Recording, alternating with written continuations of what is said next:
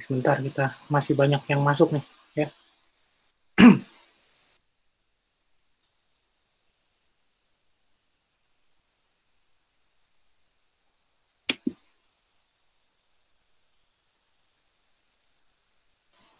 Baik, kita mulai hari ini ya.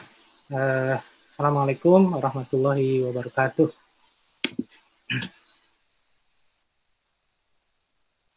Mudah-mudahan suara saya bisa didengar dengan jelas ya.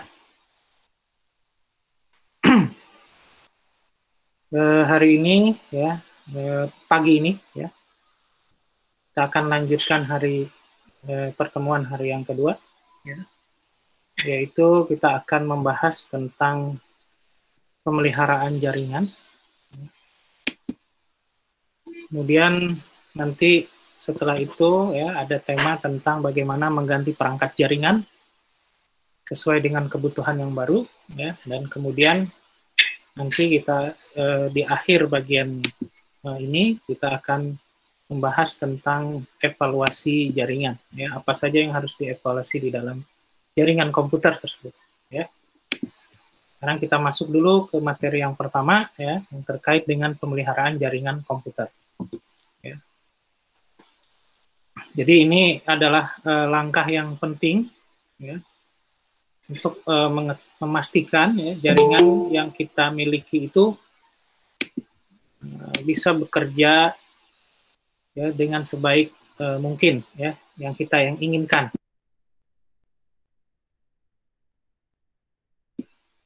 Nah, beberapa tujuan di sini disebutkan ya. Dengan belajar ini kita diharapkan bisa memahami ya atau mengetahui tentang tugas pemeliharaan jaringan itu apa saja. Kemudian ada dua jenis ya pemeliharaan jaringan, ada yang proaktif, ada yang reaktif. Ya. Nah, itu apa bedanya nanti? Ya. Terus kemudian ada model pemeliharaan jaringan, model-model ya, gitu, yang sudah dipakai banyak orang. Kemudian mengidentifikasi prosedur perawatan umum, ya, apa saja yang kita lakukan dalam perawatan umum jaringan komputer. Dan kemudian ada alat-alat ya, tools yang dibutuhkan untuk melakukan pemeliharaan jaringan, ya. Jadi itu yang. Nah, sekarang kita lihat yang pertama ya, tugas pemeliharaan. Yang pertama, tugas-tugas yang ada di dalam pemeliharaan jaringan, yang pertama itu adalah pemasangan dan pemeliharaan perangkat, ya. Termasuk di dalamnya tugas-tugas memasang perangkat keras ya, dan perangkat lunak, ya. Ya, untuk apa? Ya, juga membuat atau mencadangkan, ya, melakukan backup konfigurasi, ya, dan juga melakukan backup perangkat lunak, gitu. Ya, itu termasuk di dalamnya, ya.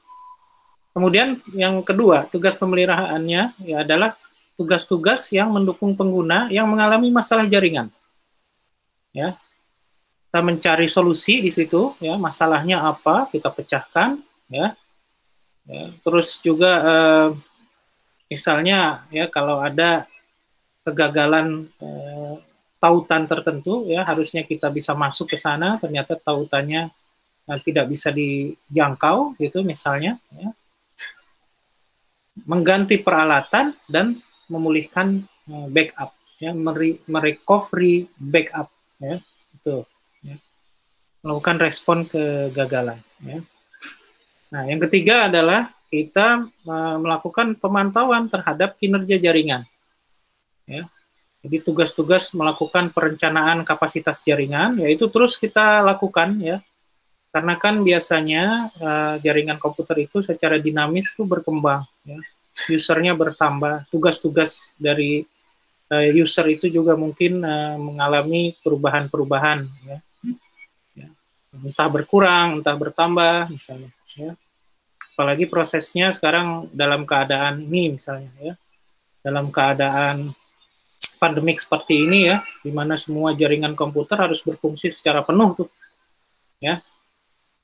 Dinamis sekali terjadi perubahannya. Jadi kinerja jaringan itu, ya, terus kita lakukan, ya, untuk terus kita pantau, ya, dan ada perubahan-perubahan perencanaan, ya, ada penyesuaian-penyesuaian, ya, kinerja, ya, kemudian juga pemantauan-pemantauan penggunaan. Ya, kenapa harus dipantau, ya? Karena kemungkinan, ya, terjadinya penggunaan atau penyalahgunaan misalnya itu juga sangat mungkin terjadi, ya, di dalam situasi sekarang ini, ya. Nah, kemudian juga termasuk di situ, ya, kita melakukan apa di sana, ya, melakukan prosedur-prosedur pencatatan, ya, pencatatan di situ, ya, disebut dengan di sini sih sebetulnya, ya, kalau terkait dengan istilah, ya, istilah kepemerintahan, ya, sistem pemerintahan berbasis elektronik misalnya, ya, itu ada proses bisnis namanya, ya, gitu, ya, proses bisnis atau bisnis proses, ya, kalau di dalam bahasa Inggrisnya, ya, bisnis proses itu adalah ini salah satu juga, ya, pekerjaan di dalam jaringan komputer. Ya, bisnis proses itu terdiri dari pendokumentasian, ya, audit kepatuhan terhadap user, ya. Kemudian juga kita membuat manajemen pelayanan perjanjian tingkat layanan atau SLA, ya, gitu. Ya, itu artinya apa tuh? Kita menyambungkan, ya, bahwa user menggunakan suatu layanan itu ada aturannya, gitu. Ya, apa yang dia dapat dari layanan ini, apa yang tidak dia dapat, ya, itu harus dijelaskan di dalam SLA. Karena apa? Karena umumnya, ya, ya, dan kadang-kadang juga dasar, ya, kalau user kita tuh nggak pernah baca LSA, ya, sehingga dia suka nanya di luar kewenangannya, bertindak di luar, iya, di luar batasannya, gitu, ya. Senangnya nanya, tapi nggak melakukan proses-proses apa istilahnya, ya, proses-proses baca, gitu, ya, gitu, ya. Nah, kemudian termasuk tugas pemeliharaan itu adalah menjaga keamanan jaringan, ya, mengikuti atau menerapkan prosedur keamanan, ya, prosedur keamanan atau keamanan, aturan-aturan keamanan, ya, gitu. Nah, bagaimana pemeliharaan, ya? Pemeliharaan itu, ya, ada beberapa cara, ada dua cara, ya. Ada yang pemeliharaannya terkendali berdasarkan interupsi, makanya disebut dengan interruption controlled, gitu, ya. Pemeliharaan terkendali interupsi, ya. Jadi ini yang disebut dengan pemeliharaan reaktif, ya, gitu. Tadi ada pemeliharaan proaktif, ya, dan reaktif, kan.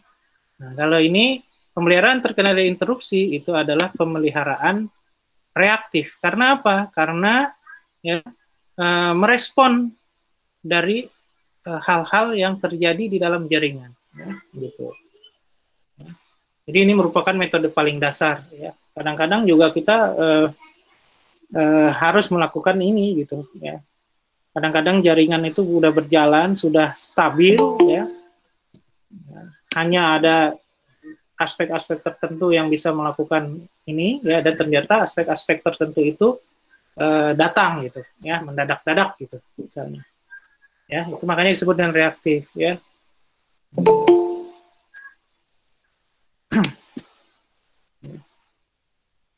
Jadi kalau tapi kita nggak boleh hanya melakukan hal ini karena dia ada kekurangan-kekurangannya, ya. Jadi tugas yang bermanfaat untuk keberlangsungan jaringan jangka panjang mungkin bisa terabaikan, ya, karena kita cuma bekerja kalau ada kesalahan, gitu, ya. Jadi kita kerjanya parsial, kita tidak melihat secara banyak, ya. Terus ada tugas mungkin tidak dijalankan berdasarkan prioritas atau urgensi, melainkan berdasarkan permintaan. Ya, nah itu juga, ya.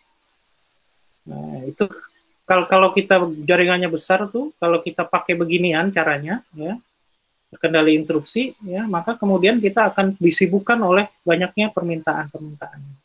Padahal permintaan itu tidak terlalu penting, ya, tidak terlalu prioritas, misalnya begitu, ya. Yang prioritas malah terbengkalai malah begitu, bisa kadang-kadang kejadiannya begitu, ya. Atau kemudian jaringan mungkin mengalami banyak downtime, ya, daripada yang dibutuhkan karena tidak preventif, ya. Ini juga terkendali interupsi itu catatan yang kita bisa lakukan kalau memang jaringan itu memang sudah stabil, gitu. Kalau jaringannya memang bergerak secara dinamis, bisa terjadi perubahan, ya, ketidakpastiannya tinggi, kita nggak boleh melakukan pemeliharaan terkendali interupsi. Karena apa? Ya, karena akhirnya jaringan kita banyak matinya, ya, karena bentar-bentar pemeliharaan, ya, gitu. Nah, selanjutnya adalah pemeliharaan terstruktur. Nah, kalau pemeliharaan terstruktur, ya, inilah yang disebut dengan pemeliharaan proaktif. Kita merencanakan berbagai macam proses, ya, dan prosedur-prosedur pemeliharaan yang menyeluruh, gitu, ya. Jadi kita di sini lebih melakukan yang disebut dengan pencegahan atau mekanisme preventif, ya. Jadi kita akan mengurangi frekuensi atau kuantitas masalah dan menanganinya menjadi lebih efisien. Ya, jadi gitu kira-kira.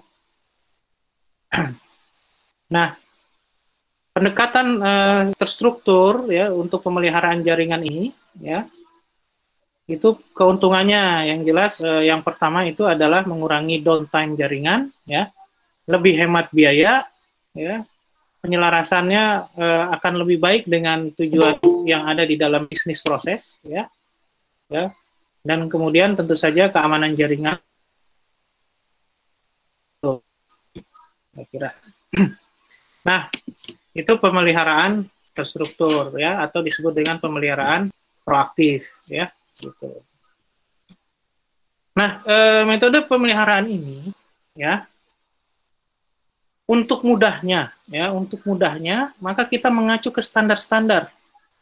Karena standar-standar itu memang sudah dibuat oleh vendor ataupun konsorsium jaringan komputer yang ada di internasional, ya.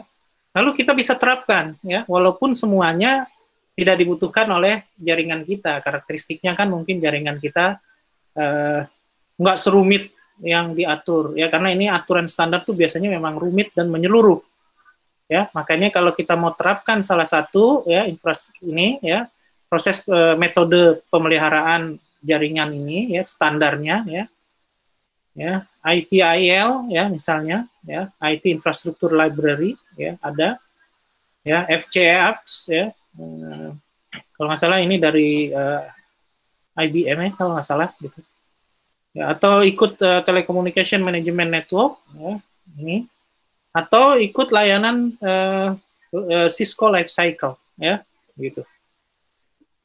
Pilihan metode perawatan ini akan menentukan jenis dan variasi alat bantu, ya, peralatan yang dibutuhkan akhirnya, ya, gitu. Nah, jadi pelajari, ya, ini lanjutan nih, ya, untuk kalian, ya, melihat beberapa organisasi atau beberapa standar yang ada di sini lebih dalam, ya, belajar aktif nih, ya, belajar aktifnya kalian di pelatihan ini adalah kalian silahkan mendalami apa yang tertulis di sini. Ini cuma ngasih 4 aja sih sebenarnya.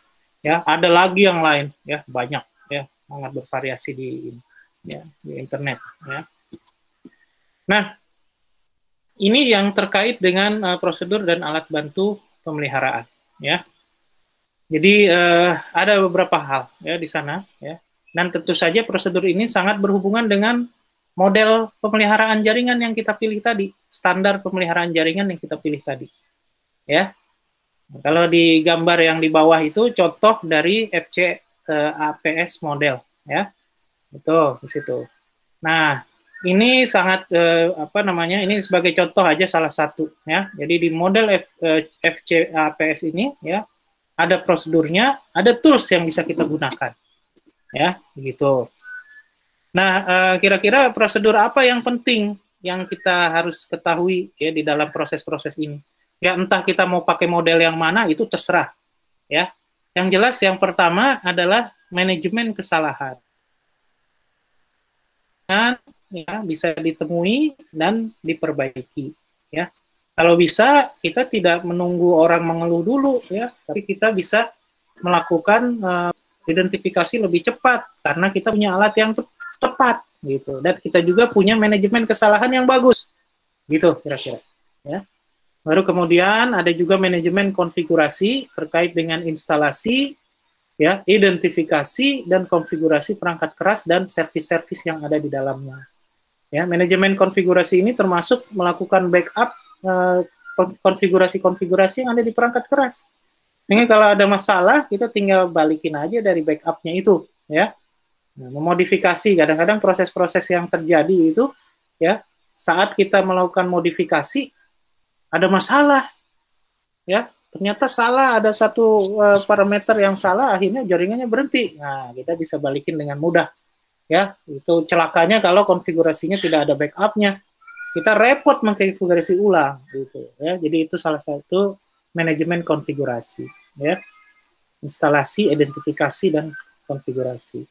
Kemudian ada manajemen akuntansi, ya, accountability gitu, ya. Nah, accountability itu termasuk kita di dalamnya melakukan pendistribusian sumber daya secara optimal, ya, di antara user-user yang kita miliki di dalam jaringan komputer tersebut, ya. Ya, jadi harus optimal itu, ya, mendistribusikan ini, ya, sumber daya. Kalau memang dia tidak dibutuhkan, ya, walaupun dia teman kita, ya kasih aja sesuai dengan prosedur. Ya, kadang-kadang kita suka begitu, ya, suka kalah sama kurang berdisiplin dengan prosedur, ya, akhirnya yang keluar dari kita bukan kebijaksanaan tapi justru ketidakbijaksanaan, ya, karena jaringan kita kan terbatas, ya, biasanya begitu. Kemudian ada yang kita lakukan, ya, dalam pemeliharaan adalah manajemen kinerja, mengelola kinerja seluruh jaringan yang ada, ya, begitu. Kemudian ada juga manajemen keamanan, ya, bertanggung jawab untuk memastikan kerahasiaan, ya, integritas dan ketersediaan, availability, ya, gitu. Nah, ini adalah contoh, ya, makanya kemudian setelah nanti Anda memilih, ya, kawan-kawan memilih standar pemeliharaan yang ada, ya, maka kemudian kita mulai bisa melakukan yang disebut dengan menerjemahkan model teoritis tersebut, ya, model-model dari standar tersebut ke prosedur praktis. Nah, itulah artinya dalam tahapan ini kita, ya, melakukan pemberkasan istilahnya atau membuat dokumentasi tata kelola jaringan, ya, tata kelola jaringan, atau sering juga diperkecil lagi menjadi yang disebut dengan SOP, ya, dalam pemeliharaan. SOP, System Operation Prosedur, ya. Jadi isinya kumpulan-kumpulan prosedur yang kita bisa jalani, ya. Jadi nanti di tim kita di jaringan komputer itu, ya, dalam tim pemeliharaan jaringan, ya, kita nggak perlu saling mengandalkan orang lain lagi karena kita sudah punya SOP-nya, ya. Salah satu orang nggak ada, ya nggak ada masalah, kita tinggal baca aja SOP yang ada, ya, lakukan sesuai dengan SOP, ya. Jadi begitu. Ya, nah ini identifikasi beberapa tugas, ya, untuk pemeliharaan jaringan, ya. Semua rencana, ya, pemeliharaan jaringan perlu menyertakan prosedur untuk melakukan tugas-tugas apa saja. Nah, ini contoh-contoh prosedur yang harus ada, ya, yang penting ada, ya. Jadi yang pertama prosedur mengakomodasi penambahan, perpindahan atau perubahan dari perangkat-perangkat yang terhubung di jaringan komputer, ya. Terus apalagi? Prosedur instalasi dan konfigurasi perangkat baru. Nah, itu ada. Ya, prosedur apa lagi? Penggantian perangkat yang gagal. Ya. Terus apa? Melakukan pencadangan konfigurasi. Nah, tadi saya sudah jelaskan, ya. Melakukan dokumentasi pencadangan konfigurasi perangkat dan perangkat lunak. Ya, termasuk di dalamnya itu tadi ya bagaimana prosedur konfigurasi, bagaimana mencadangkan file-file konfigurasi, ya, bagaimana merestore file-file konfigurasi di dalamnya. Ya. Terus tautan pemecahan masalah dan kegagalan perangkat, ya, itu juga prosedur pemeliharaan jaringan, salah satu tugas pentingnya, ya. Terus untuk peningkatan atau perbaikan perangkat lunak, gitu, ya. Ada lagi prosedur pemantauan jaringan, ya, prosedur kinerja dan perencanaan kapasitas, kemudian bagaimana menulis dan memperbarui dokumentasi. Nah, itu juga termasuk, ya. Nah, ini yang berhubungan dengan perencanaan dalam pemeliharaan jaringan. Ini juga harus kalian ketahui, ya. Membangun proses dan prosedur untuk melakukan tugas pemeliharaan jaringan, ya. Dalam proses pembangunan prosedur yang sudah disebutkan tadi di slide sebelumnya, ya, itu adalah perencanaan pemeliharaan jaringan. Bagian dari kerja melakukan pemeliharaan jaringan. Perencanaan, ya, gitu. Nah, apa yang harus kita buat di dalam proses perencanaan ini, ya? Yang pertama adalah harus membuat penjadwalan, ya, pemeliharaannya. Kapan? Sebulan sekali, ya, hari apa, ya, gitu, ya, hari Sabtu sore, misalnya, ya, atau Sabtu siang. Ya. Kemudian memformalkan prosedur itu, ya, dengan organisasi lain di ini, ya, kita formalkan, ya, misalnya mengetahui, misalnya siapa, misalnya, ya, sehingga itu menjadi dasar hukum, ya. Dasar hukum melakukan ini, sehingga orang-orang yang terlibat di dalamnya, user-user tidak merasa ganggu aja nih gitu, misalnya, ya, kayak begitu. Ya. Kemudian juga kita tetapkan prosedur dokumentasi jaringan, ya, membangun komunikasi yang efektif, ya, antara kita dengan user. Ya, ada pengumuman-pengumuman, ya, mohon maaf, ada pemeliharaan jaringan dari jam sekian sampai jam sekian. Kawan-kawan dari user semuanya harus melakukan 1, 2, 3 gitu misalnya. Ya, untuk menginikan datanya masing-masing, misalnya, mengamankan datanya, misalnya gitu. Membangun komunikasi efektif, ya. Itu ya contohnya. Terus mendefinisikan template, prosedur, konvensi dari standarisasi tersebut, ya. Kita kan nanti pemeliharaan jaringan itu kan pakai standar apa?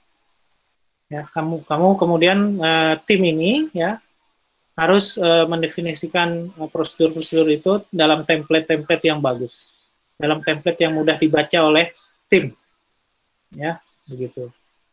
Dan juga perencanaan jaringan yang penting adalah bagaimana kita bisa melakukan pemulihan bencana, ya, kalau terjadi bencana jaringan, ya, gitu. Nah, ini adalah hal-hal yang harus diperhatikan, ya, untuk menjadwalkan pemeliharaan jaringan, ya.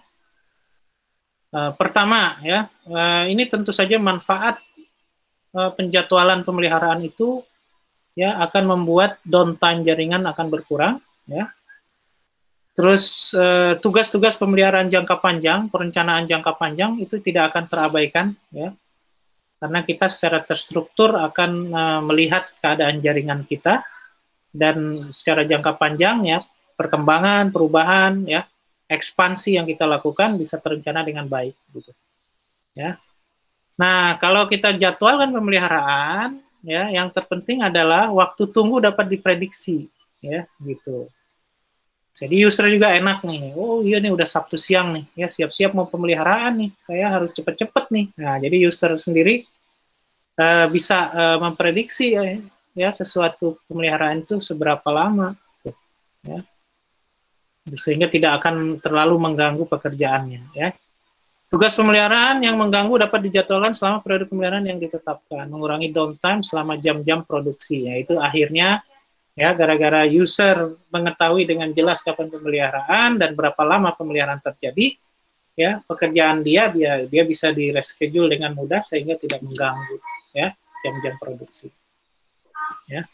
Nah, hal yang penting selanjutnya di dalam pemeliharaan adalah kita bisa melakukan pengontrolan perubahan, ya, perubahan yang terjadi di dalam sistem kita. Ya. Kalau di tempat-tempat bisnis itu perubahan sangat cepat terjadi. Maka kita sebagai dukungan teknis, ya, supporting yang ada di belakang itu harus cepat berubah, ya, harus cepat melakukan setting ulang, sehingga jaringan-jaringan komputer yang mendukung semua bisnis proses perusahaan dapat kita amankan, ya, gitu. Ya. Nah, tapi proses kontrol perubahan tetap harus dilakukan, ya. Otorisasi yang pertama yang diperhatikan itu adalah otorisasi, ya. Begitu ada perubahan terjadi, maka siapa yang bertanggung jawab untuk memberikan otorisasi perubahan itu terjadi? Kita mah secara teknis tinggal ngerubah aja konfigurasi, misalnya ya. Tapi siapa yang tanggung jawab? Nah, itu harus ditentukan. Ya. Kemudian perubahan apa yang dilakukan? Gitu. Ya. Tentu saja di dalam masa pemeliharaan. Ya. Dan di situ kita atur prioritas perubahan apa yang mau dilakukan terlebih dahulu, ya, sesuai dengan kebutuhan. Ya. Nah, perubahan juga akan terjadi, ya, menyebabkan adanya ya, pekerjaan baru, yaitu memperbarui dokumentasi, gitu, ya. Begitu perubahan sudah diotorisasi, ya, kita mengetahui perubahan apa saja, gitu, ya, lalu kita lakukan take action untuk melakukan perubahan, maka yang selanjutnya adalah kita perbarui dokumentasi, ya, gitu. Dan kemudian, nah, kalau ada perubahan, kondisi apa saja yang memungkinkan bisa melewati berbagai prosedur normal kalau sudah ada terjadi perubahan. Ini untuk menilai prioritas perubahan, ya. Biasanya gini, kita melakukan perubahan, ya. Tiba-tiba dengan perubahan ini maka, gitu, ya, ada advance-nya, ada keuntungannya, yaitu kita yang tadinya melewati 5 prosedur dengan adanya perubahan, kita cukup 2 prosedur, udah hilang tuh 3 prosedur. Ya, maka kemudian perubahan ini menjadi prioritas untuk dilakukan, dan kemudian prosedur-prosedur yang tadi dihilangkan ya harus dihilangkan segera. Ya, jangan masih ada gitu. Jangan sampai 2-2 akhirnya prosedurnya gitu. Ya. Jadi yang satu langsung dihilangkan, yang 5 prosedur itu hilang langsung, digantikan dengan yang 2 prosedur saja. Ya, menjadi orang tuh menjadi lebih enak dalam proses kerjanya kalau prosedurnya nggak terlalu banyak, ya. Itu yang namanya mengontrol perubahan. Kemudian ada yang disebut dengan dokumentasi jaringan, ya. Elemen-elemen khas dari dokumentasi jaringan, nah, apa saja di situ? Yang pertama gambar jaringan. Gambar jaringan itu contohnya diagram struktur fisik dan juga diagram struktur logis dari jaringan, ya. Pelajari cara menggambarnya. Pakai apa misalnya biar enak menggambarnya? Paket-paket tracer juga enak, ya. Gitu. Yang penting gambar itu konsisten, ya, konsisten. Kalau kita mau pakai simbol-simbol yang ada pada Cisco misalnya, ya. Nah, kita pakai simbol dari Cisco, ya. Kalau mau pakai simbol-simbol yang lain tetap aja pakai, tapi nggak ada masalah, ya, mau pakai simbol apa aja tapi konsisten. Kalau server tuh gambarnya begini gitu, jangan rubah-rubah, nanti ketidakkonsistenan akhirnya salah baca orang, ya, gitu. Ya. Nah, ini juga belajar aktif kalian, ya, ini belajar aktif kalian. Ya, silahkan cari di internet, ya. Saya tidak menilai itu, ya. Tapi kalau ingin pengetahuan teman-teman semua di sini meningkat pesat, silakan cari nih, ya, dokumentasi jaringan ini di internet, contoh-contohnya. Kumpulkan dulu aja sendiri, nanti pada saatnya kalian jadi operator jaringan, ya, atau bahkan insya Allah jadi admin suatu jaringan, ya, hal-hal yang kamu butuhkan sudah ada, ya, nggak usah mendadak nyari pada saat itu, tapi kalian sudah memahami sehingga penyusunannya akan menjadi lebih cepat, ya. Yang membedakan saya dengan kalian kan apa sih sebenarnya? yang membedakan dosen dengan mahasiswa adalah pengetahuannya kan. Ya, dosen lebih cepat tahu daripada kalian gitu. Ya, gitu. Biasanya ya. Tapi ada juga dosen yang agak males gitu. Bahkan bisa membuat kalian bahkan bisa lebih tahu daripada dosen gitu. Ya. Kalau di zaman kayak begini nih bisa kejadian kayak gitu karena sumber informasi itu sangat banyak kan, ya, gitu. Tapi kita dosen kita misalnya ya, kita kan biasanya membaca buku teks nih ya. Kita yang dosen-dosen ini ya, gitu akhirnya kita memahami peta gitu. Nah, begitulah kita mencari pengetahuan akhirnya berdasarkan peta yang kita pahami. Nah, dalam pelatihan ini adalah peta praktis nih yang diberikan kepada kalian di sini. Ya, nanti jadi memang ini tidak dinilai secara khusus gitu ya, gitu. Tapi ini menjadi apa namanya pedoman bagi kalian untuk memahami pemeliharaan jaringan lebih cepat. Silakan tuh elemen-elemen dokumentasi jaringan yang dibutuhkan, cari contohnya di internet ya, kumpulkan aja sendiri untuk ini pribadi ya, gitu. Ya, jadi nanti pada saatnya dibutuhkan cepat ya, atau bahkan nanti akan memudahkan juga pada saat melakukan tes ya, tes asesmen yang terkait dengan LSP ya, kan begitu ya, gitu. Dokumentasi apa lagi di situ ya? Dokumentasi koneksi ya, daftar semua koneksi fisik yang relevan seperti patch, koneksi ke media penyedia layanan internet misalnya ke ISP, ya koneksi-koneksi yang berhubungan dengan daya gitu. Ya. Lalu bikin daftar peralatan. Nah ini kali ini udah belajar di pelatihan ke-1 ya, semua daftar perangkat, nomornya, kasih nomor, ya. Bahkan misalnya supaya gampang mencarinya ya kita pakai barcode reader atau QR code reader ya. Jadi langsung tuh ada nomor seri, versi perangkat lunak yang diinstal, lisensi, informasi garansi dan seterusnya. Kemudian ada yang keempat, administrasi alamat IP ya. Alamat IP juga harus kita catat tuh, karena jaringan kita komputer banyak banget, apalagi kalau pakai kelas C banyak ya, networknya banyak ya. Hostnya juga sedikit-sedikit tapi ya, hostnya sedikit-sedikit tapi banyak. Nggak bisa dihafal itu IP address ya, gitu. Ya paling 198, 192, 168, ya, 2 berapa, titik berapa gitu misalnya, ya misalnya. Ya. Itu kalau nggak ada catatannya ribet juga nanti buat kita. Nah gimana cara catatnya? Silakan cari. Nanti ada contohnya juga sih sebenarnya. Kemudian konfigurasi, kumpulan semua konfigurasi perangkat lunak ya. Bahkan arsip yang berisi semua konfigurasi sebelumnya. Jadi konfigurasi itu ya kalau ada update yang sebelumnya jangan dihapus. Gitu. Tetap ada, tapi udah bilang ini versi tanggal sekian sampai tanggal sekian. Dan digantikan dengan versi apa sekarang gitu. Ya. Bikin tuh ya. Gimana formatnya bisa cari itu di internet, banyak sekali yang bisa kamu dapatkan ya. Dokumentasi desain, dokumen yang menjelaskan motivasi di balik pemilihan implementasi tertentu ya. Nah, itu tuh coba ya. Kemudian selanjutnya nih ya, selanjutnya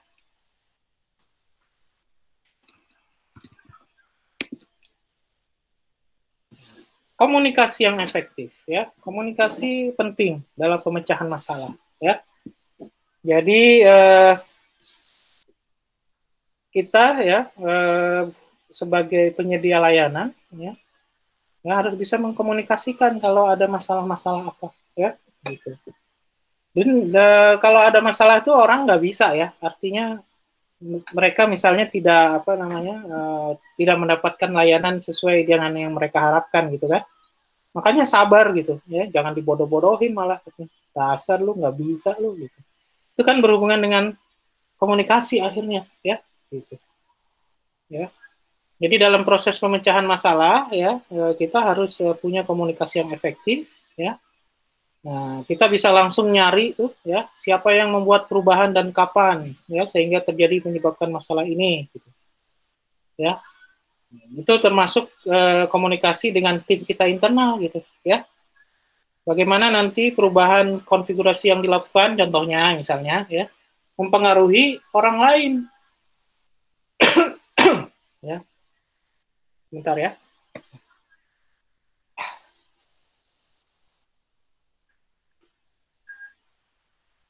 Kemudian,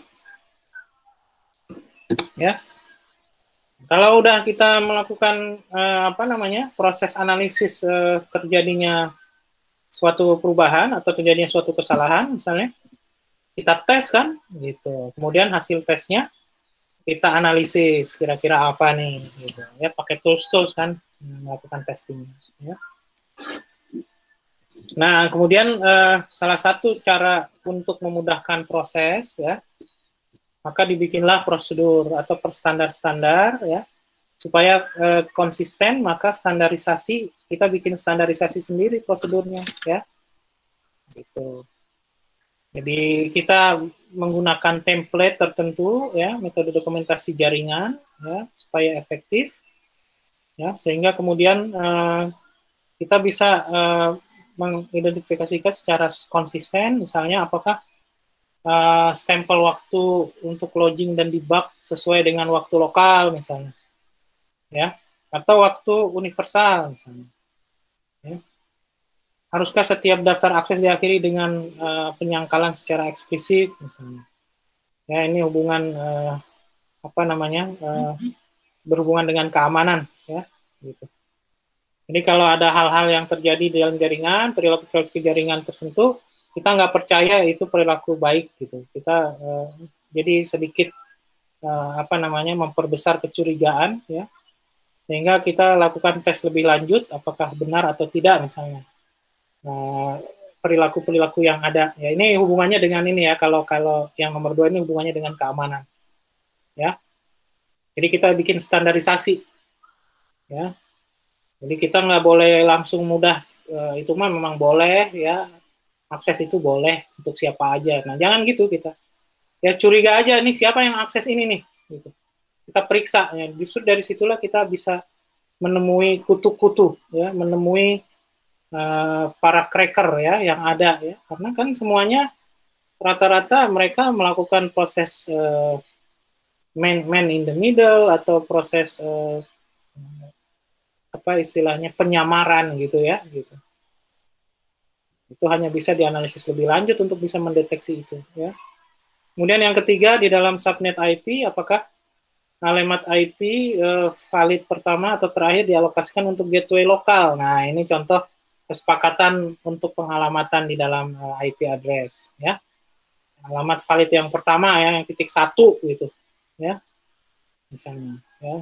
Untuk apa? Itu kan perlu kesepakatan. Ya, itu namanya standarisasi. Ya. Nah, proses pemeliharaan yang penting lainnya itu adalah pemulihan bencana, ya.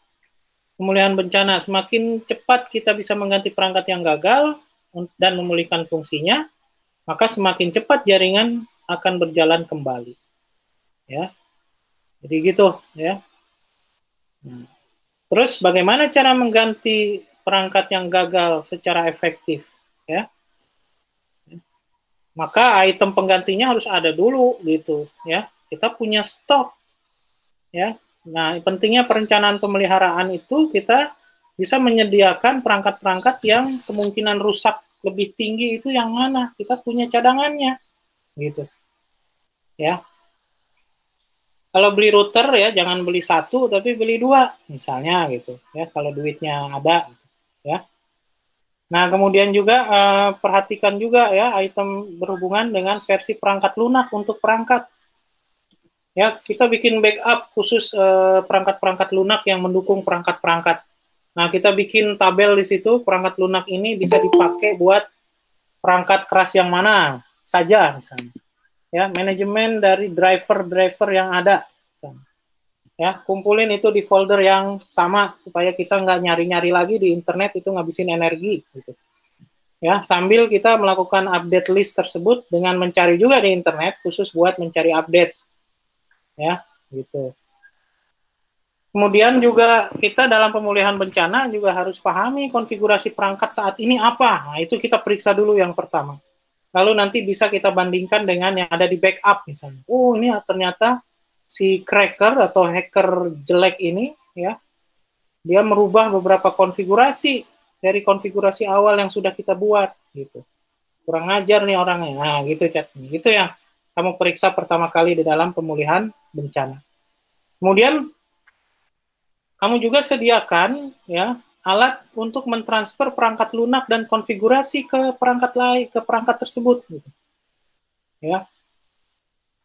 Ini kan anak-anak SK semua ya, tahulah apa namanya peralatan-peralatan untuk melakukan konfigurasi perangkat keras ya.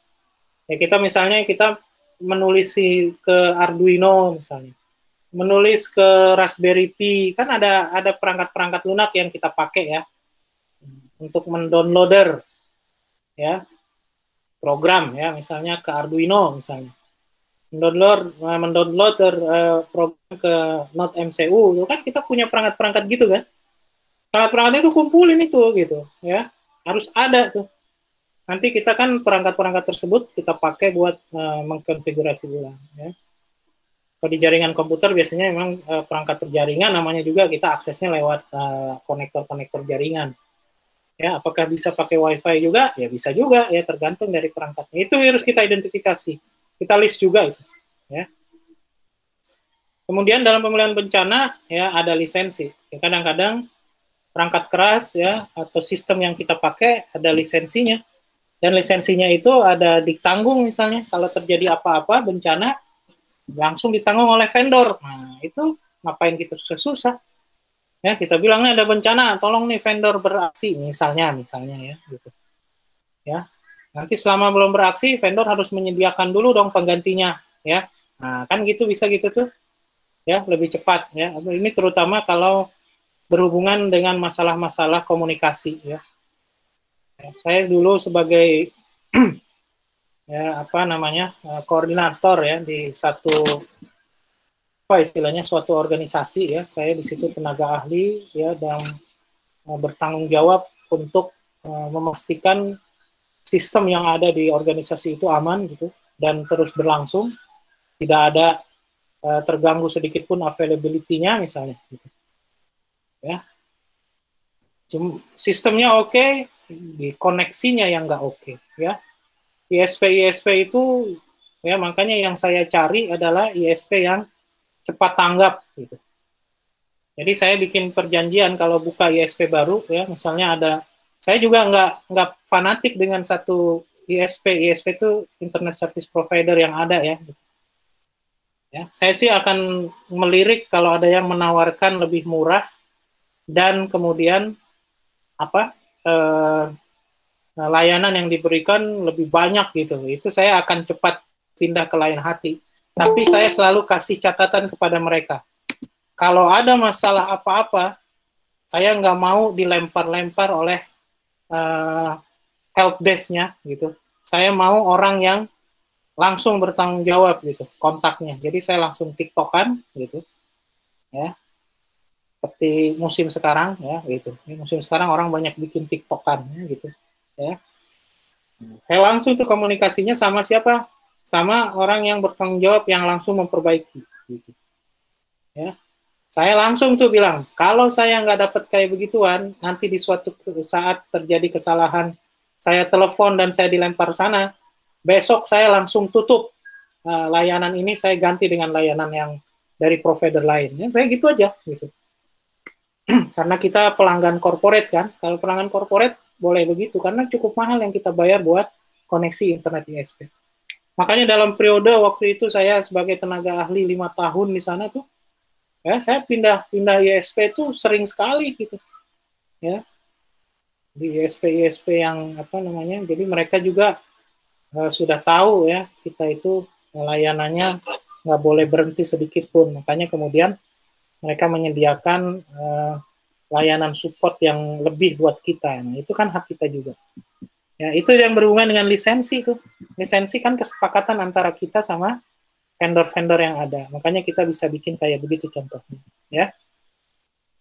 Dalam pemulihan bencana tim, ya. Kenapa sih saya sebut tim? Karena biasanya ya keterampilan ini memang dilaksanakan secara tim. Ya, pekerjaannya banyak tuh ya sebagai pemelihara jaringan komputer, ya. Maka setiap anggota tim itu harus mengetahui prosedur untuk menginstal perangkat lunak, mengkonfigurasi dan menetapkan lisensi yang ada di dalam setiap layanan yang kita miliki. Ya. Hilangnya salah satu item yang terdaftar akan mempengaruhi waktu yang dibutuhkan untuk mengganti perangkat yang rusak tadi ketika terjadi bencana. Ya. Nah, ini ada beberapa aplikasi dan alat bantu fundamental. Ya. Nah, kita bisa lihat di situ, ya, ada beberapa. Ini kalau di Cisco, ya, contoh di dalam Cisco, ya, ini menentukan apa yang harus dipelihara, gitu ya, apa yang harus kita lakukan, ya, itu adalah kita cek yang disebut dengan Cisco Log Severity Level, ya. Ada log yang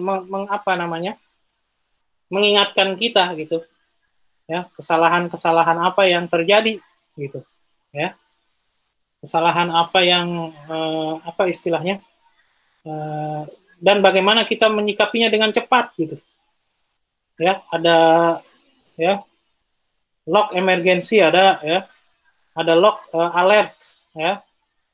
Misalnya, itu log alert misalnya kondisinya harus segera diperbaiki secara cepat, ya, seperti misalnya ada masalah dengan sistem database yang rusak, gitu. Ya, apa misalnya temperatur terlalu tinggi, temperatur server database-nya terlalu tinggi, misalnya. Ya, terus ada juga log critical condition, ya, misalnya kerusakan perangkat lunak, perangkat keras, gitu, ya. Biasanya alokasi memori yang gagal menyebabkan perangkat keras tidak terbaca.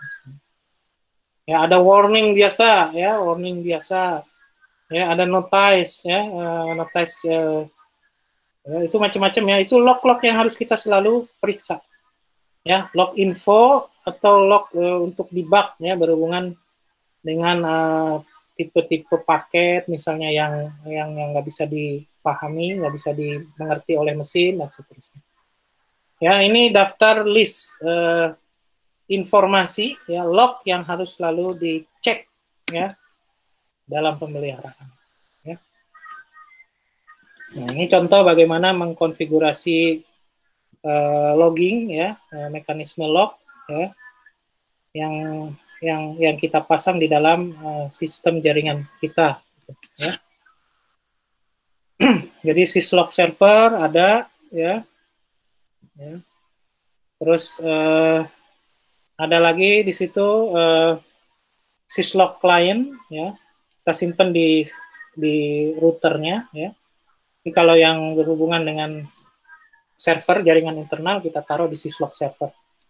Tapi itu LAN-nya ada di wilayah DMZ, ya, wilayah aman, ya, tidak boleh sembarangan orang bisa mengakses wilayah itu, ya. Dan user juga kita pasang terlindungi dari dunia luar, ya. Jadi begitu, ya. Kalau log itu suatu yang harus kita lindungi, makanya harus ada di tempat-tempat yang paling privat, ya, yang kita bisa bangun di jaringan tersebut, ya. Karena hacker itu pasti akan memburu file log kita, ya. Jadi begitulah kita merawat jaringan, ya. Jadi kita menggunakan log-log itu tadi, ya, log dari Cisco misalnya, kalau perangkat jaringan kita itu adalah Cisco, ya. Gitu. Kemudian juga yang harus kita perhatikan adalah Network Time Protocol atau NTP, ya. Karena apa? Karena kegiatan yang ada di jaringan komputer itu biasanya bergantung sama sinkronisasi waktu, ya, sinkronisasi waktu, ya. Informasi waktu itu seperti clock, ya, seperti detak jantung di dalam tubuh manusia. Orang-orang yang sakit jantung itu detaknya nggak bagus, misalnya, ya, jadi nggak teratur. Ya, misalnya gitu. Makanya kita harus memperhatikan sangat bagus gitu kepada network time protocol yang kita gunakan, gitu, ya. Nah, standarnya yang sekarang untuk standar versi 4 IP4, ya, RFC 5095, ya. Jadi masalah komunikasi data dengan clock waktu yang kita atur sedemikian, ya, disinkronkan dengan baik misalnya, itu akan mempercepat juga segala macam proses yang terjadi. Ya, ini contoh misalnya ada router Cisco misalnya memiliki dua waktu, ya, maksudnya protokol waktu, kalender sistem yang tenaga baterai dan jam yang sistem yang berbasis perangkat lunak. Kedua ini harus dikelola secara terpisah. Ya.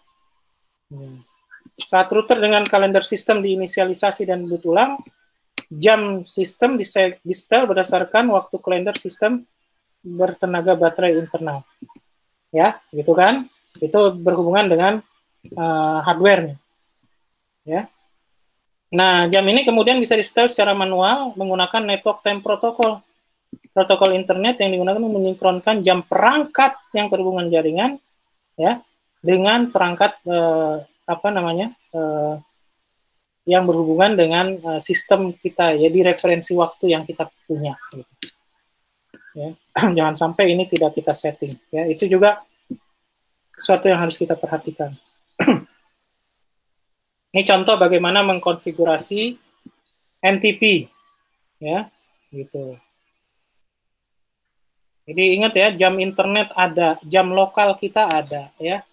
Nah, jam hardware yang ada di kita itu harus kita setting sesuai dengan kebutuhan kita, ya. Gitu. Ini di sini nih ada clock, time zone, ya, chat-min-1, ya. Ini nanti kamu kalau mau tahu maksudnya apa, ya, nanti bisa dilihat di Cisco referensi, ya, gitu.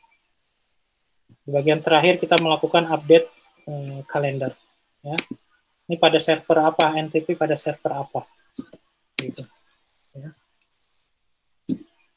Kemudian yang ketiga, ya, kamu melakukan proses backup dan restore, ya, diimplementasikan tuh SOP-nya, gitu, ya. Jadi perhatikan tuh ya protokol yang lebih aman seperti protokol FTP, SCP, HTTP, HTTPS, ya, itu kita gunakan sebagai sarana untuk mentransfer konfigurasi dan perangkat lunak yang ada, ya, gitu. Nah, untuk dalam proses backup dan restore ini, ya, nama pengguna dan kata sandi harus diberikan untuk autentifikasi ke dalam server, ya, gitu. Nah, ini untuk aspek security-nya, ya. Nah, nama pengguna dan kata sandi ditentukan dengan menempatkan nama pengguna dan kata sandi sebagai username dan password sebelum nama server atau alamat IP di URL. Nah, ini contoh bagaimana melakukan proses backup dari config, ya. Melalui apa nih? Melalui FTP, ya, melalui FTP. Nah, ini ya, nama hostnya, remote hostnya, ya. Terus kemudian harus dipastikan, ya, harus dipastikan namanya. Nah, ini juga harus kita pastikan nih, nama di sebelah sana, gitu, ya, supaya kita bisa kenali langsung. Ya, ini manajemen, ya, manajemen file juga akhirnya, ya, nama-nama backup jangan kita kasih nama sembarangan. Ntar kita pas lagi nyari mau nge-restore bingung namanya apa ya waktu itu, gitu. Makanya kita kasih nama-nama yang sesuai dengan nama servernya misalnya, ya, atau nama yang lain lah yang kita bisa identifikasi dan kita konsisten dengan proses penamaan backup, gitu, ya. Gitu. Ini contoh tugas apa perintah yang kita bisa lakukan untuk melakukan backup, ya. Nah, kita juga penting melakukan konfigurasi username dan password, ya. Setelah ini masih dalam proses backup tadi, ya. Ini ya backup, ya. Ini perintahnya, ya, gitu. Kemudian proses konfigurasi gimana kita lakukan, ya, gitu. Ini juga beberapa perintahnya yang kita bisa lakukan, ya, melalui router yang ada di sini, ya, kayak konfigurasinya ke server FTP yang ditujukan. Lalu kemudian setelah selesai ya, verifikasi keberadaan file konfigurasi yang diarsipkan dengan menggunakan perintah show archive. Kita pastikan kita sudah apa istilahnya yang kita lakukan itu sudah done, sudah selesai, ya, dan konfigurasinya itu udah ada namanya, ya, sudah terachieve, ya, di dalam komputer tempat backup dilakukan. Nah, yang bagian penting juga, ya, nanti bagaimana cara mereplace-nya, ya. Replace itu kalau ada masalah, ya, mengganti konfigurasi yang berjalan pada router dengan konfigurasi yang tersimpan, ya, tanpa perlu restart ulang. Ya. Nah, jadi tinggal gini nih perintahnya, ya. Dari sumber, ya, apa yang ini kan nanti mau dipindahkan kemana. Ya. Pada saat kita mengkonfigurasi terminal yang ada gitu, ya. Kita mau ngelot ini konfigurasi, ya. Nah, itu, ya, bagian pertama yang ingin saya sampaikan pada pelatihan ini, ya. Sampai sini ada pertanyaan nggak? Ya. Masih pada ada kan nih orang-orangnya, ya. Mudah-mudahan masih pada ada, ya. Gitu. Ada, Pak. Ada, Pak. Ada, Pak, ada.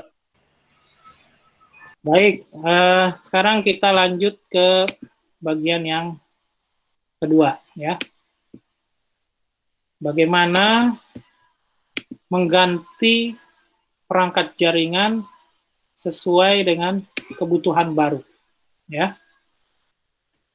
Saya ingatkan lagi yang belum absen, silakan absen dengan apa? Dengan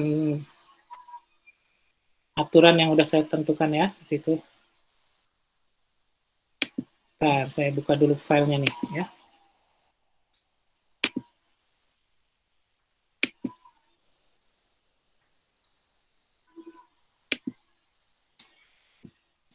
Kalau ada yang mau ditanyakan, silakan aja, ya, gitu.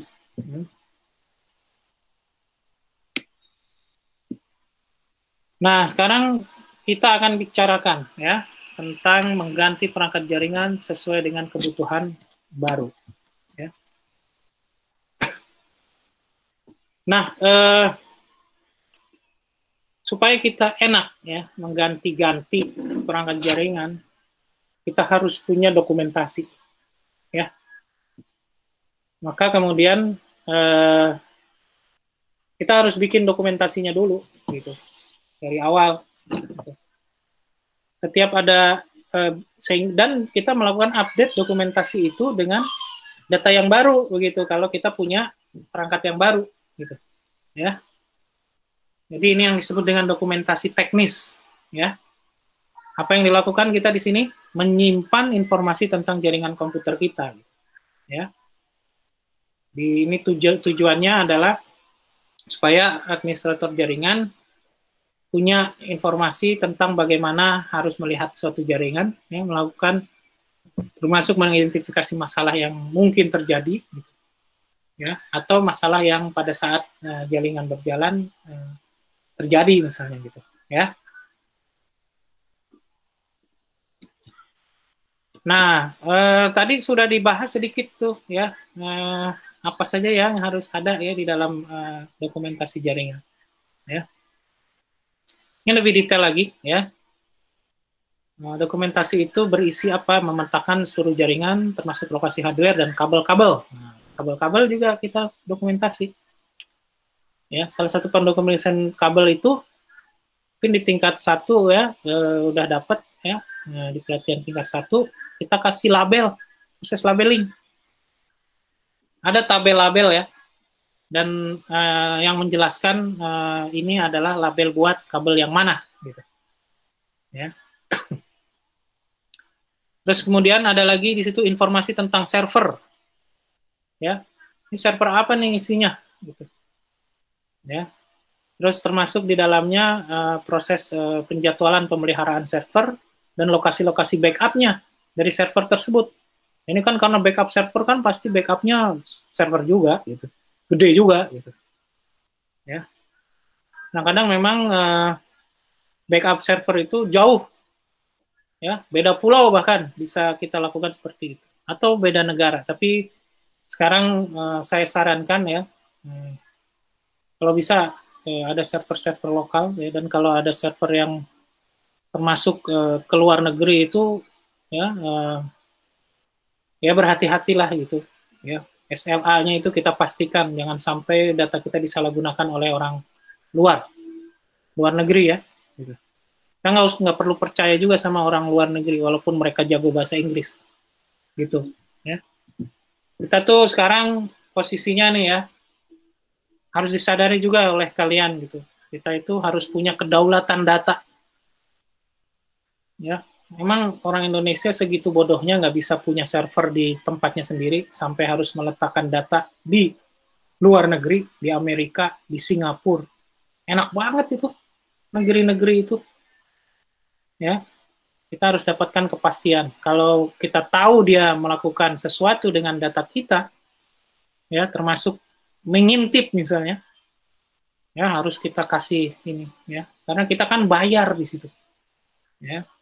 Dan kalau saya sih sebenarnya pemerintah harusnya membuat banyak data center internal ya, atau server-server yang ada di lokal kita, taruh di mana-mana gitu ya. Kan udah bertahun-tahun nih, ya, duit kan katanya banyak ya, duitnya banyak gitu. Tapi utang, tapi utang kasihan juga ya. Gitu. Jadi sekarang ada istilah itu ya, kalau kita orang IT, kita pengen merdeka secara data. Jangan sampai data kita tersandera di tempat orang lain di luar negeri gitu. Itulah gunanya ya merdeka secara data. Tanyaannya kita sudah merdeka belum secara data? Sudah 76 tahun kemerdekaan Indonesia gitu. Tapi ternyata data kita masih disandera Amerika, disandera Eropa, disandera bahkan tetangga kita sendiri Singapura misalnya. Kayak gitu ya, gitu. Itu sadarin ya, nanti kamu kalau udah jadi menteri atau udah jadi presiden, nah ingat pesan saya ini ya, supaya data-data kita ya, karena kamu nanti kan presiden yang punya dasar jaringan komputer misalnya, nah, itu lebih canggih lah gitu daripada yang sekarang gitu misalnya ya, gitu. Informasi seperti informasi software versi terakhirnya ya, lisensinya seperti apa, supportnya seperti apa. Juga informasi dokumentasi jaringan vendor-vendor, informasi kontraktor-kontraktor yang dulu pernah membuat jaringan kita, ya, service agreement, ya, perjanjian layanan-layanan yang ada, ya, yang kita sediakan untuk user ataupun untuk dari vendor untuk kita, misalnya, ya, catatan penting tentang masalah dan solusinya, ya, rinci, ya, tanggal, pakai prosedur apa, dan hasilnya bagaimana. Oh ya, data dokumentasi jaringan yang sedang berjalan. Ya. Dokumentasi best practice dalam dokumentasi jaringan, apa yang harus diciptakan dan kenapa. Ya. Semua administrator jaringan setuju bahwa dokumentasi jaringan itu sangat penting.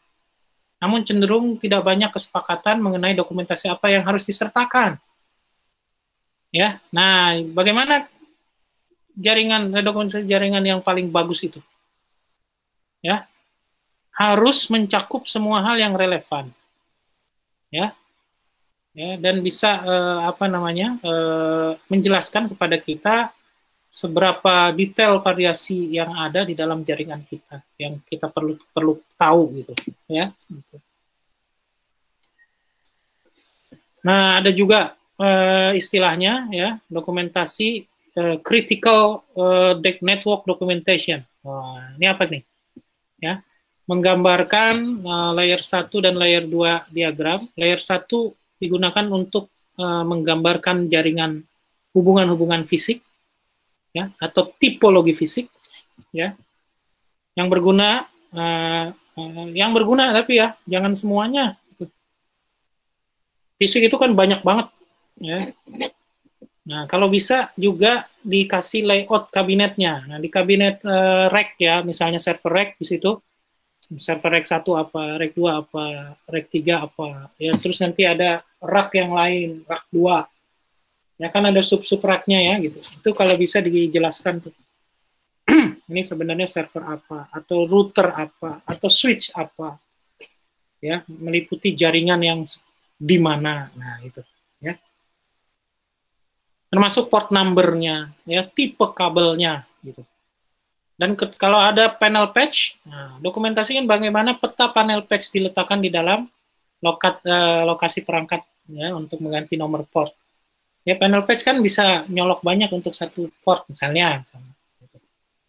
Ya. Tipe diagram lain yang sering berguna di dalam desain data center adalah tata letak kabinet.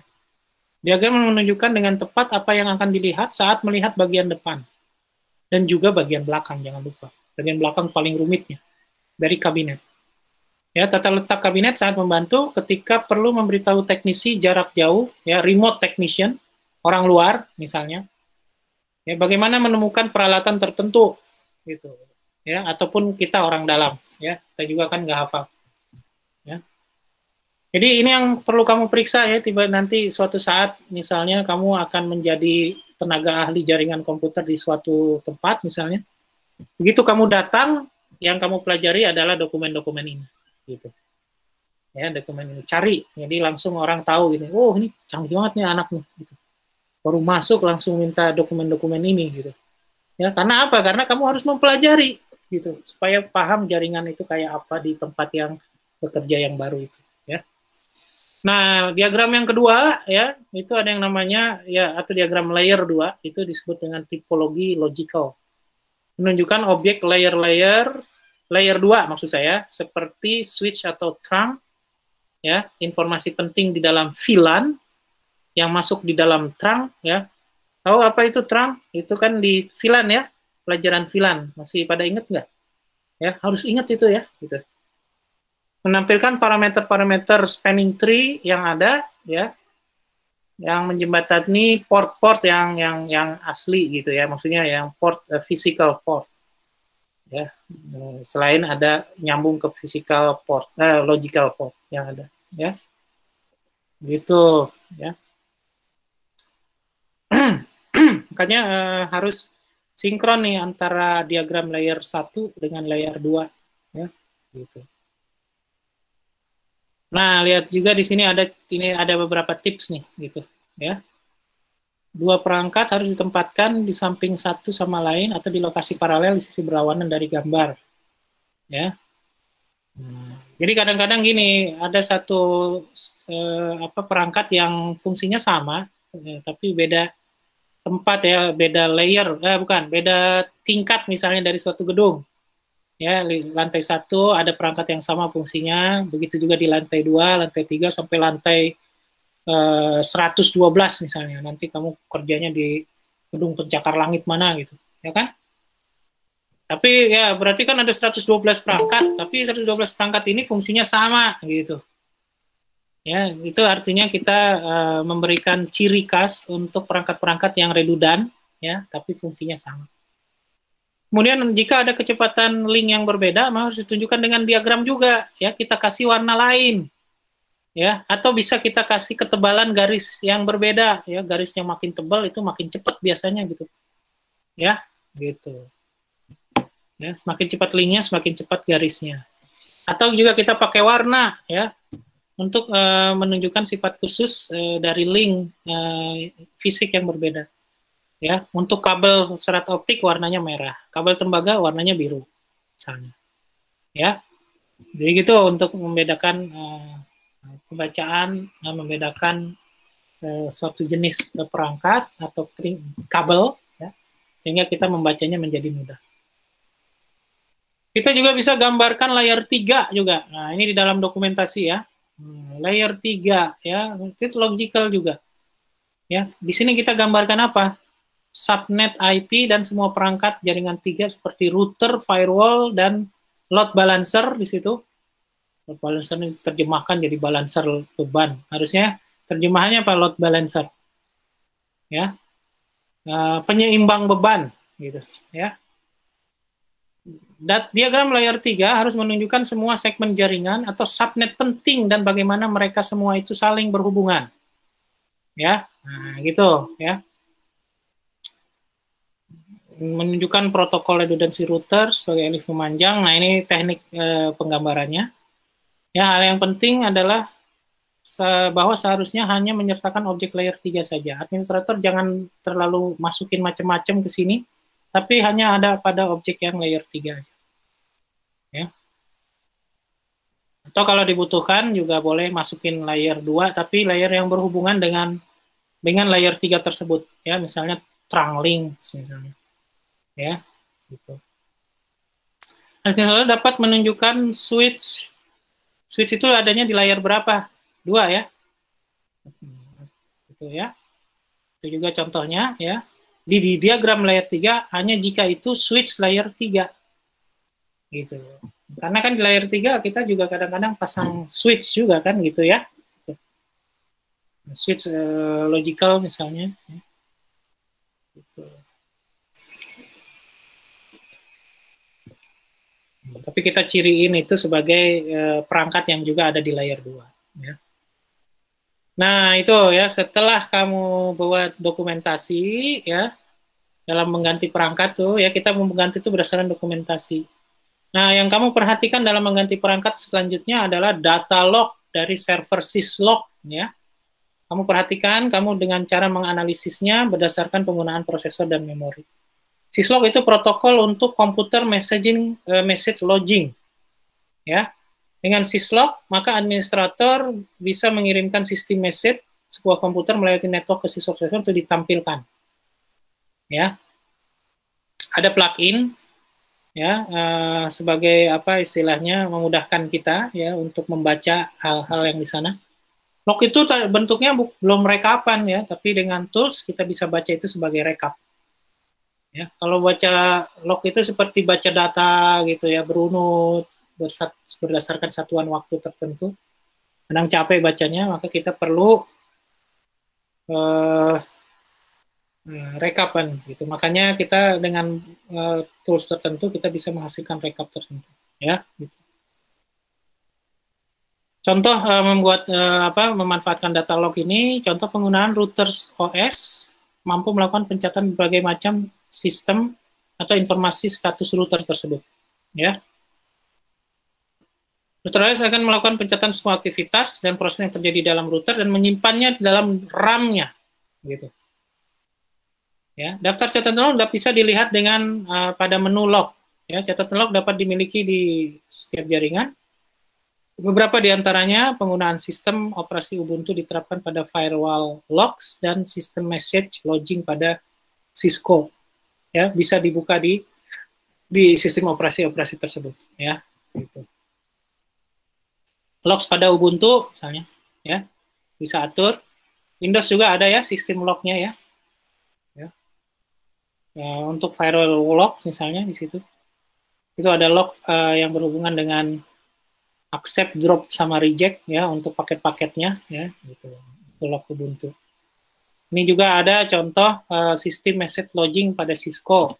Tadi saya sebelumnya udah tampilkan ya proses bagaimana mengkonfigurasinya. Ya.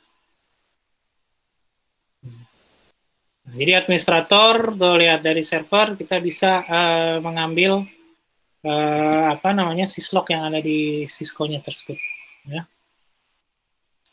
Koneksikan router dengan server menggunakan interface fast Ethernet. Lalu konfigurasi IP address pada server, buka untuk melakukan mengakses syslog yang ada.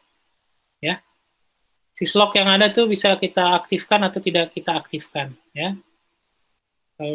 Menurut saya sih harusnya diaktifkan, ya. Nah, kemudian dianalisis ya, ini contohnya ya. Proses menganalisis itu, ya. Kemudian ambil logging host, kemudian eksekusi perintah logging thread untuk memilih ya apa yang mau kita ambil, kemudian lakukan proses debug di sana ya, ICMP paket debugging ya satu-satu untuk protokol-protokol yang ada ya. Kemudian setelah itu eksekusi ping untuk menggenerate beberapa paket desain sebagai uji konfigurasi, ya. Nanti dari syslog kemudian keluar tuh datanya, gitu, ya. Output syslog yang ada, ya. Nah, kemudian, ini bisa kita jadikan sebagai data pemantauan data real time, ya. Nih, software pendukungnya untuk menganalisis, nih, ya, gitu. Cisco Network Magic Pro ataukah KATI, ya, IP host, network monitor, networks, ya, Nagios, ya, gitu. Yang dari Cisco ya Cisco Network Magic Pro, ya, gitu. Nih boleh dicoba ya software-software ini ya untuk mengamati syslog. Gitu. Nah kemudian yang selanjutnya dalam proses penggantian, kamu juga lakukan dokumentasi ya perangkat lunak yang diganti, gitu. Ya, karena apa perangkat jaringan memiliki konfigurasi yang sesuai dengan kebutuhan jaringan tersebut. Ya, konfigurasi routing pada router, VLAN pada suatu switch, ya. Makanya kita perlu dokumentasi sebagai acuan konfigurasi ketika melakukan penggantian. Kita lihat ada konfigurasi apa di perangkat lunak yang rusak, ya. Nah, kita terapkan juga di perangkat lunak yang baru. Kalau ada pergantian-pergantian di konfigurasi di perangkat lunak yang baru juga dicatat di dokumen kita. Gitu. Ya, gitu. Nah, ini beberapa command ya, perintah yang kita gunakan untuk mereset konfigurasi perangkat. Ya, sebenarnya kita lihat nih ya. Nah, ini contohnya nih. Ya, ada 6 contoh di sini. Konfigurasi ini nanti kalau bisa di-save ya. Ya, ada konfigurasi apa saja di sana lalu kita save supaya sebagai dokumentasi ya. Nah, itu yang bagian yang kedua. Ya. Dari ini. Sebentar. Laptopnya habis. Sampai sini ada pertanyaan? Nggak ada ya? Kita lanjut yang ketiga ya.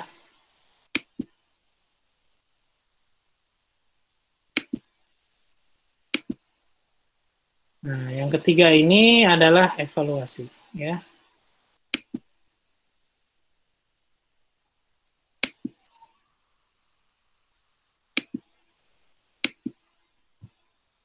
Bagaimana kita mengevaluasi jaringan ya, ya untuk pengembangan ya masa depan ya. Jadi ini teknik kita melakukan perencanaan ya, melakukan perencanaan jangka panjang terhadap jaringan komputer yang kita miliki. Kita harus kreatif ya, kita bukan hanya melihat ini udah berjalan bagus kok gitu. Nanti kerusakan-kerusakan yang terjadi itu akan menunjukkan suatu jaringan itu perlu di expand atau tidak gitu. Ya nanti kamu akan merasakan wah ini kok rusak melulu nih bagian ini gitu.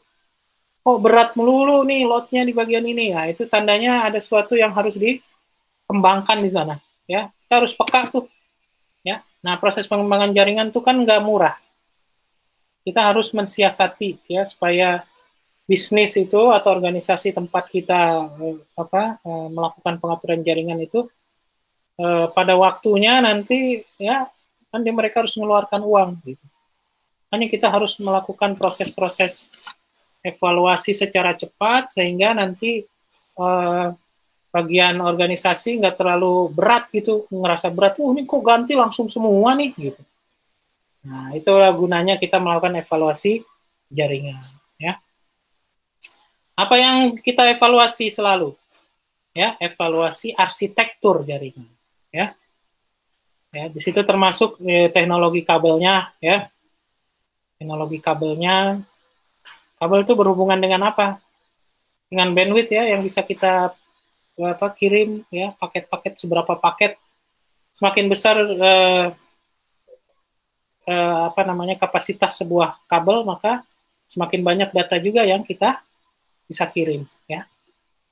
Tipe-tipe kabel tuh ya. Ya ada Cat6. Nah, ini kita ngomongnya yang sekarang ya. Kebutuhannya Cat6. Kemudian juga teknologi kabel yang berhubungan dengan serat optik. Nah, ini juga perlu jadi gambaran, ini nggak dijelasin lagi karena udah dijelaskan ya. kabel serat optik, termasuk repeaternya, termasuk konfigurasinya. Ini juga kita harus selalu lihat tuh, ya. Sambil lihat-lihat di yang vendor tawarkan, ya, teknologi terbaru apa dari serat optik yang ada. Nah, kemudian yang ketiga, yang kamu pelajari, yang harus kamu analisis juga, mengevaluasi jaringan kita adalah teknologi wireless. Ya, nirkabel. Sekarang kan semuanya pakai wireless nih, gitu. Rumah saya aja ada dua ya, ada dua access point yang saya pakai, gitu. Saya juga lagi mikir misalnya mekanisme itu pakai cube point ya, jadi mekanisme penyebaran itu kamu boleh cari ya informasi peralatan untuk cube itu juga ya wireless supaya bisa lebih jauh jangkauannya, tapi tidak mengurangi kualitas wirelessnya gitu ya, kualitas sinyalnya. Ya, sistemnya cube apa gitu, saya namanya lupa ya gitu. Perangkatnya juga dijual, udah nggak terlalu mahal. Kalau kita pengen bikin kampus ya, network misalnya, ya kampus network yang menggunakan wireless. Ini kita pakai access point biasa itu ada banyak masalah ya. Sekarang prosesnya kita bisa pakai mekanisme salah satunya yang tadi saya sebutkan itu tadi cube. Saya lupa namanya ya. Nah, ini juga teknologi wireless. Apa yang mau kita pakai di situ? Ya, ada Wi-Fi 5, 11N, ada 11AC, ya. Itu Wi-Fi 4 ya, 11N. Ya, kalau Wi-Fi 5 itu 11AC. Dan ada Wi-Fi 6, ya, 11KX. Kamu akan bisa ngerasakan tuh kalau perangkat kamu ya laptop lama gitu, Wi-Fi-nya kok lama ya, gitu. Beda dengan laptop-laptop baru yang sudah mendukung Wi-Fi yang tercanggih gitu, ya. Saya juga punya peralatan, misalnya nih di sini peralatan buat virtual reality ya, Oculus Quest ya 2. Ya. Nah saya pakai Wi-Fi yang ditawarkan ISP itu nggak kuat ya, karena ternyata data yang dipakai itu datanya cukup berat tuh ya. Data virtual reality kan gitu ya, itu kan multimedia gitu. Makanya akhirnya saya cari yang 5,5 GHz access point ya, atau Wi-Fi ya, router ya, itu berupa router juga ya, jadi gabung itu router sama access point buat 5,5 GHz. Oculus Quest itu juga mendukung 5,5 selain pakai Wi-Fi biasa. Ternyata kalau pakai Wi-Fi 5,5 ya lebih cepat gitu ya. Nah yang gitu-gitu tuh ya, kamu ketahui itu teknologi. Nggak bisa nggak, kamu harus belajar terus sebagai network administrator, apalagi ya harus pinter daripada network teknisi muda ya, teknisi madya gitu ya, gitu. Nah itu juga ya, memahami wireless bekerja itu juga penting, karena wireless itu juga sangat mempengaruhi mempengaruhi di mana dia tempat berada ya. Nanti ada interferensi dari udara, dari bangunan, dari cuaca dan seterusnya ya. Kemudian apalagi yang harus kalian evaluasi? Teknologi switch. Ada switch modular, ada switch fix. Switch itu ada yang unmanaged ya, ada yang smart, dia otomatis, ada yang managed ya, gitu. Switch fix ya, gitu. Bentuknya beda ya, beda-beda ya. Yang modular juga beda, yang fix beda ya. Nanti kamu pertajam sendiri pengetahuannya ya. Analisis teknologi switch. Ini sebenarnya bisa jadi ide nih buat yang skripsi atau nanti S2 lah gitu ya, S2. Apa yang saya tulis di sini, kita sama-sama sharing di sini ya. Tadi mulai apa tadi? Dari awal ya. Wireless kabel ya, kabel tanpa kabel. Terus teknologi switch ini bisa jadi bahan-bahan analisis nih. Karena udah sebagian pada bikin skripsi kan ya, udah tanggung, udah lewat. Ya sebenarnya ini juga bisa jadi bahan skripsi. Ya. Lalu apa lagi? Teknologi router. Nah, router untuk yang kabel, ada router yang wireless router ya. Jenisnya ada yang edge, ada yang core, ada yang virtual router. Nah, coba lihat. Ya, ini cuma dijelaskan poin-poinnya aja. Ya, silahkan dalami sendiri. Ya. Nah, ini sendiri nih kalau mau lihat ya, ini kelebihan kekurangannya router, dipakai untuk sistem jaringan yang seperti apa, ya. Kamu lebih cepat lah belajarnya, harusnya. Ya. Ini jadi di pelatihan ini, saya menyampaikan peta-peta penting, ya. Kalau kalian ingin menjadi ahli di bidang network, ya, terkait dengan network administrator. Ya. Juga ini ada teknik evaluasi arsitektur jaringan area kampus, ya. CAN, ya, CAN. Ada yang skala sedang 500 pengguna, ada skala luas 1000 pengguna, ya. Nah, ini biasanya kita membangun jaringan yang kayak begini nih. Makanya gelap terang, ya. Dari jaringan ini harus kamu ketahui, ya. Ini sebagai clue, nanti kamu keluar dari Gunadarma, ya, masuk ke satu organisasi tertentu, ini rata-rata jaringannya kayak gini, ya, 1000 pengguna, ya, itu sebenarnya CAN, belum masuk ke WAN, ya, sebagai apa namanya entry level masuk ke sebagai network administrator, nanti kamu harus melakukan manage terhadap jaringan 1000 pengguna, ya, rata-rata penggunanya 1000-an gitu, ya, itulah yang disebut dengan kampus area network. Nah, kuasai ini, ya. Belum nanti kamu harus menangani data center, ya, menangani cloud system dan seterusnya, ya. Nah, ini CAN skala sedang sebagai gambaran aja, ya.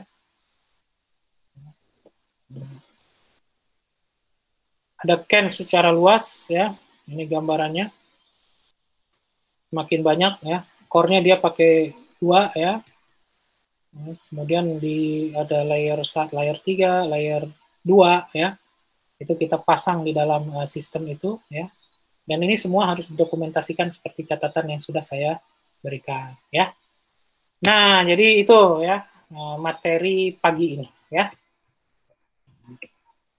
Jadi untuk mengevaluasi jaringan komputer untuk penggunaan masa depan, ya, mulai dari kabel, ya, arsitektur, ya, itu berhubungan dengan arsitektur, ya, dengan kabel, ya, terus teknologi nirkabelnya tadi, ya, terus juga di bagian akhirnya tadi kalian sudah melihat, ya, bagaimana banyaknya jaringan yang ada itu adalah sistem CAN secara luas. Maka dalami itu, ya, supaya nanti terbiasa pada waktunya, ya. Nah, jadi gitu. Oke, sampai sini ada pertanyaan? Nggak ada, ya? Oke, kalau gitu saya ingatkan lagi yang belum absen, silahkan absen. Kemudian kalian tugas selanjutnya untuk belajar mandiri, silahkan mengakses internet, ya, tadi untuk pengetahuan, tambahan-tambahan pengetahuan yang ada, ya. Dan untuk administratif, silakan datang ke Vkelas masing-masing, ya, login, kerjakan tugas-tugas yang ada di sana. Dan baca juga semua yang ada di sana, ya, karena keaktifan kamu itu dihitung, ya, keaktifan Vkelas itu dihitung dari berapa yang kamu buka di sana. Makanya buka semua gitu, ya. Gitu. Jadi suruh baca, mumpung lebih waktu lebih banyak, ya. Jadi alhamdulillah juga, maksudnya dalam situasi COVID ini, ya, saya sih alami sendiri. Dulu saya mah ngajar aja terus gitu, ya, ngajar terus. Proses belajar saya, ya saya tetap juga harus belajar, ya, gitu. Nah, tapi belajar sendiri, ya, mencari sendiri, belajar sendiri, ya. Nah, mungkin salah satu berkah adanya pandemi ini, banyak orang yang men-share pelajaran di dalam webinar-webinar, ya, ataupun diskusi-diskusi, ya, di mana-mana tuh. Akhirnya saya membuat saya belajar tidak sendiri lagi gitu, ya. Karena alhamdulillah tuh informasi-informasi tema-tema penting itu saya dapat juga, ya, dan saya cari juga, ya, gitu. Kan lebih enak belajar dari mendengarkan orang lain, ya, daripada belajar sendirian, baca sendiri, nyari sendiri. Ini karena ada orang yang membaca, sudah membaca lebih dulu dari kita. Ya, jadi saya sebagai dosen juga kangen ada guru buat saya gitu, ya, yang bisa mengajari sesuatu karena dia lebih tahu dari saya. Ya kalian juga yang punya pengetahuan lebih tahu dari saya, misalnya saya juga sangat harapkan tuh untuk bisa sharing. Ya, kemarin itu saya sempat lihat webinar yang ternyata mahasiswa saya sekarang ya di bidang blockchain, ya, gitu. Ya, saya sendiri tidak mendalami blockchain, tapi mekanisme blockchain saya memahami gitu kan dari belajar sendiri ini. Tapi karena dia praktisi, saya belajar juga dari dia gitu ya, lebih enak saya belajarnya karena kita langsung tahu oh ternyata di praktis itu masalahnya ini ya gitu. Dan yang tren yang terutama kan yang tren sekarang lagi berlangsung di praktisi karena yang saya pelajari kan dari textbook gitu ya, dari dasar-dasar jaringan komputer ya, kita nggak tahu trennya sekarang, nggak semua yang di textbook itu jadi tren gitu loh ya. Nah, jadi gitu ya. Jadi sebetulnya bagi kalian juga, menurut saya ya, situasi pandemik ini belajar mandirinya kamu tuh menjadi lebih luas ya, gitu. Jangan habiskan dengan hal-hal yang kurang bermanfaat ya. PUBG boleh lah, tapi jangan dari pagi sampai tidur lagi gitu kan, PUBG melulu gitu. Ya, atau yang lainnya ya gitu. Itu mah buat hiburan aja ya, tapi ya jangan hiburan semua kehidupannya ya gitu. Makanya saya sarankan teman-teman kalian ini, teman-teman semua ini di sini waktu-waktu bermanfaat nih ya, dari pagi sampai sore ya, itu dimanfaatkan untuk menambah pengetahuan ya. Pengetahuan bukan hanya di dosen, apalagi sekarang ada konsep kampus merdeka ya gitu. Asik juga tuh gitu, kita bisa belajar ke industri, belajar ke ini lain misalnya, pelajaran dari fakultas lain gitu ya, disebut dengan belajar mandiri ya, merdeka belajar. Baik, itu aja ya mungkin hari ini, pagi ini ya, cukup sekian ya, insya Allah kita lanjut lagi ya di hari ketiga ya. Nanti saya akan share ininya ya. Sampai sini ada pertanyaan nggak? Nggak ada ya? Nggak ada, Pak. Nggak ada, Pak. Nggak ada ya? Nggak ada kayaknya, Pak. Ya,